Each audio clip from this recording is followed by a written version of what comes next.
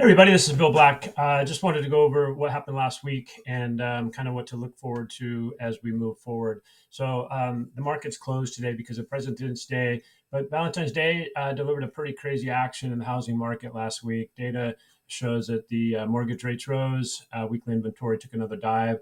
More people are kind of sitting on their hands. I saw rates go up as far as about 6.75, I think, is where we kind of closed on an average loan that was just at 5.99 maybe 2 or 3 weeks ago.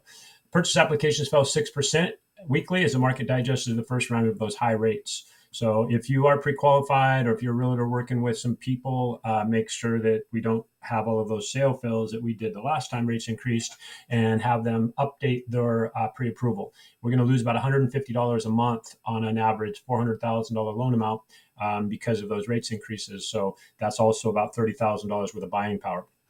Our weekly inventory fell 6,858 as a nation, and that's actually keeping the post of 2020 theme that housing inventory bottoms out a bit later than usual. We'll show a slide on that in a little bit. The 10-year is almost reaching 4% the intraday before falling Friday. And then the mortgage rates hit 6.8%. So basically, the money is going into the 10-year when they see that we have inflation long term, and it comes out of the 10-year back into the bonds when things look like we might be having inflation under control. The unemployment number or the employment numbers that they came up with, like 500,000 or 800,000 jobs, it was an annual adjustment that they get to do one time a year, and this time they went all out on it. So that means that they added, I think it was 510,000 jobs, or at one point I saw 800,000 jobs. And the adjustment was justified by the amount of illegal aliens that came over, and basically they're kind of adjusting as a population control thing that they did, and said, well, this is the amount of number of jobs we think that was created in 2022 that was not part of, they don't have a social security number. So everything else, the ADP numbers, everything else was opposite of that. So, it's, take that with a grain of salt. So the new numbers come March 10th for February, and for that, and then the new inflation numbers come out. That's going to replace February's inflation number for 2022, which is all, what I'm kind of looking at is between the 10th and the 14th is when we're going to start seeing some improvements. Between now and then, I think we'll kind of go a little bit sideways. As mortgage rates have risen, it's critical to understand the effect on how that did the application. So we see here in this slide that this was kind of basically as rates were going up. This was when rates peaked. So our purchase applications, the rates went all the way up to 7% back during this time here. And as we we're January, where are we at, right? Here, this is when rates, this little blurb, this goes all the way back to 1990. So this is this section here that we're looking at. So back when 2020, right here, this was COVID. And then all of a sudden we start doing better. And then all of a sudden we had lockdowns. And then this is here, we started doing better. And then this was basically when rates started getting high. Rates were improving. We get back to this low level down here. Now, just what we're seeing is this little blurb that we hopefully is short term on the amount of purchase applications.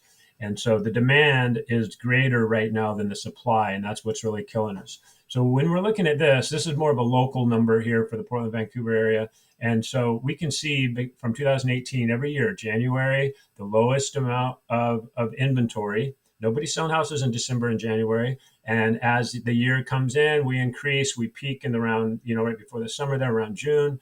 That's because May is a great time to put a house on, April, May, June. And so all of a sudden we go down to a low inventory in January. We peak out again around June. We go down to January. Or actually, this was more earlier in the spring in 2020.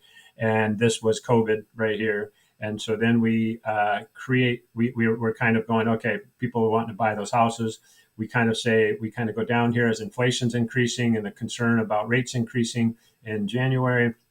Again, low inventory, even though COVID was going on, we go back up to higher inventory, which higher inventory means that there's even a good inventory, but the demand is still there. So as we start January of 2022, last year, we basically seen a real good peak as we started improving up here but then all of a sudden the rates peaked out and the inventory, and people stopped. People sat on their hands and said, "I'm not going to sell my house when I got a 3.5 to go to a 7.5 rate."